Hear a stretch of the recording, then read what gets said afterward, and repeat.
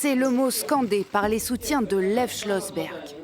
Cet homme de 63 ans, vice-président du parti russe anti-guerre Yabloko, vient d'être condamné à 11 ans et 1 mois de prison. En cause, ses propos critiques de l'offensive de Moscou en Ukraine. Nous surmonterons tout cela. C'est le prix de la paix et de la liberté. Je vous aime. Le tribunal a jugé l'homme politique coupable de fausses informations et d'actions publiques visant à discréditer l'armée russe. Sa femme, ici à l'image, est réconfortée par des sympathisants et membres de Yabloko.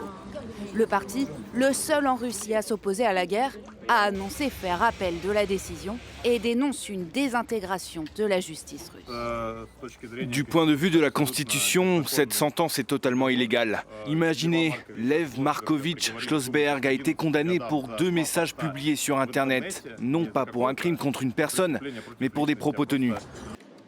En juin dernier, un autre cadre du parti, Maxime Kruglov, était lui aussi condamné à plusieurs années de prison pour des propos s'opposant à la guerre. Un discours au cœur du programme du parti politique qui vient d'être interdit de participation aux élections législatives de septembre prochain. La décision a été confirmée lundi par la Cour suprême, devant laquelle des sympathisants étaient réunis.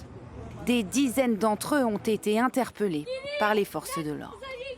Mais les cadres du parti restent déterminés à mener la bataille. Ils ont annoncé déposer un autre recours auprès du présidium de l'instance.